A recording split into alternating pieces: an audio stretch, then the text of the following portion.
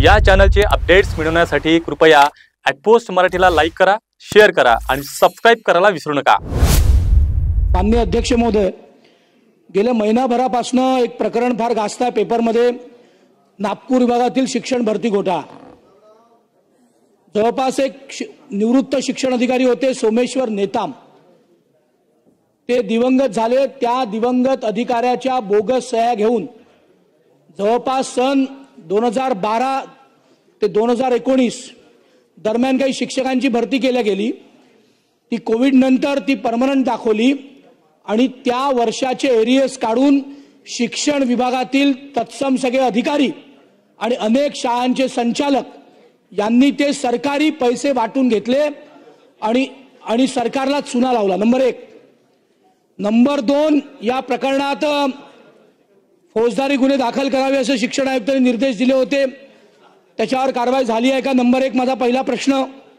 अशा बोगस पद्धतीने जे काही आकडे येतात आहे 1500 शिक्षक, 1200 शिक्षक, 1586 शिक्षक, शिक्षकेतर कर्मचारी, लिपिक, या दरम्यान या सगळ्यांची तपासणी आपण करणार आहोत का? तपासणी करणार असेल तर त्यांचा पगार जो आजपर्यंत दिला तो योग्य आहे की अयोग्य आहे? जर अयोग्य असेल तर तो आपण वसूल करणार आहोत का? शासनाने नेमलेली जी समिती आहे त्याचे अध्यक्ष 3 वेळा बदलले माननीय अध्यक्ष महोदय, 3 वेळा, कारण त्या तिघांवरही गुन्हे दाखल झाले आणि त्यातल्या दोघांना अटक झाली। त्यामुळे या समितीवर आपण योग्य अधिकारी नेमणार आहोत का? राज्यात शालार्थ आयडी घोटाळ्यात शिक्षकांच्या मान्यतेचे बनावट प्रस्ताव सादर करून जवळपास 2700 शिक्षक भरले अशी माहिती आहे। तर या 2700 शिक्षक दिनांक 12 मार्च रोजी बोगस प्रकरणी एक FIR पण दाखल झाला आहे। याच्यावर आपण आरोप निश्चित केले आहेत का? जी SIT आपण निश्चित केली आहे त्या SITत हा सगळा विषय समजणारे अधिकारी आहेत का? कारण एका DCPच्या माध्यमातून SIT आली, मग काही अधिकारी नेमले गेले, मग परत काढले गेले। त्यामुळे आपण योग्य ही SIT करून त्याची योग्य माहिती आपण या सगळ्या सदनासमोर आणणार आहोत का? आणि जे दोषी असतील, अधिकारी असतील, शाळा संचालक असतील, रिटायर्ड अधिकारी असतील, त्या सगळ्यांवर आपण ही कारवाई करणार आहोत का? आणि शेवटचा माझा प्रश्न की नुसता नागपूर विभाग नाही तर महाराष्ट्रातल्या इतरही विभागांमध्ये अशी शालार्थ आयडी घोटाळ्याची आपण चौकशी करणार आहोत का?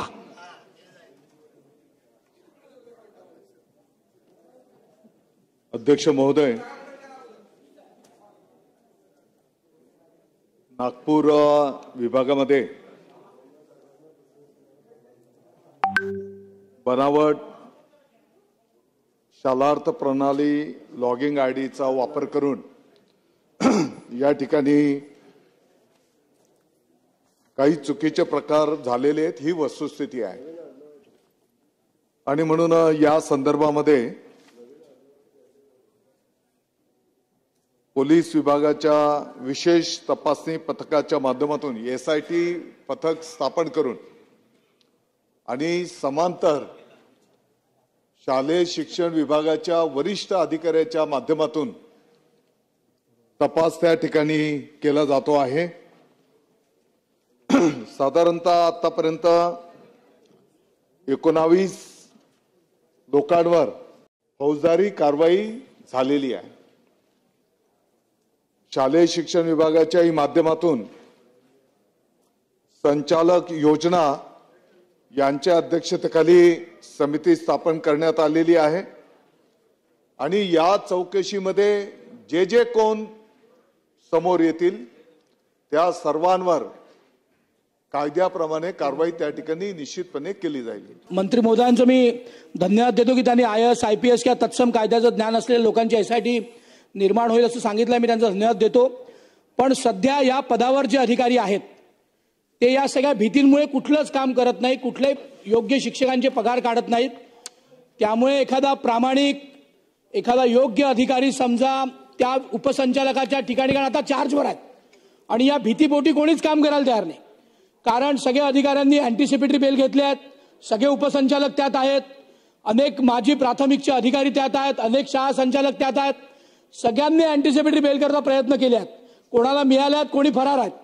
माझी आपल्या माध्यमातून एवढीच विनंती आहे की जोपर्यंत याचा सगळा छडा लागत नाही तोपर्यंत तिथला कुठलाही अधिकारी, तुम्ही बाहेरच्या विभागातला पाठवा, तुम्ही इतर विभागातनं पाठवा, पण त्या नागपूर विभागातल्या कुठल्याच अधिकाऱ्याला उपसंचालक किंवा तत्सम जिथनं या परवानग्या मिळतात आयडीच्या किंवा ते जे फिरते पथक असतात तिथले, त्याची समूह ते नवीन केले पाहिजेत. मला दुर्दैवाने असं बोलावं लागतं की हे जे पुण्याचं काम आहे, शिक्षण हे पुण्याचं काम आहे, पण या विभागात सगळ्यात जास्त भ्रष्टाचार होतो. हे दुर्दैवाने या सभागृहात सांगावं लागतं. त्यामुळे माझी माननीय अध्यक्षांच्या माध्यमातून आपल्याला विनंती आहे की नागपूर विभागातील जो काही प्राथमिकचा स्टाफ असेल, माध्यमिकचा स्टाफ असेल, उपसंचालक असतील, शिक्षण अधिकारी असतील, ते मूळ सरसकट बदलले नाही तर हा घोटाळा थांबू शकणार नाही. त्यामुळे दादा, आपण उत्तम काम करता आहात. माझी आपल्याला माननीय अध्यक्षांच्या माध्यमातून विनंती आहे की तो माध्यमिक विभागाचा स्टाफ असेल, प्राथमिक विभागाचा स्टाफ असेल, उपसंचालक असतील, हे सगळे बाहेरनं पाठवावे. आपण हे पाठवणार आहात का? बस एवढी एक आपल्याला विनंती आहे. अध्यक्ष महोदय, मी अतिशय स्पष्टपणे सांगितलं की या संदर्भामध्ये वरिष्ठ अगदी IAS, IPS आणि वरिष्ठ दर्जाचे अधिकारी देऊन SIT स्थापन करून त्याची चौकशी केली जाईल. आणि नियमाप्रमाणे जे काही काम असेल तर तो आज पण कोण करू शकतो. नियमाच्या बाहेर कोणी जायचं नाही आणि बेकायदेशीर काम केलं या चौकशीत तर पुढे येईल, त्याच्यावर कारवाई होईल. आणि म्हणून माननीय मुख्यमंत्री महोदय, माननीय उपमुख्यमंत्री महोदयांनी या संदर्भामध्ये स्पष्ट निर्देश दिलेले आहेत आणि असला या पवित्र क्षेत्रामध्ये गैरकारभार बिलकुल खपून घेतला जाणार नाही.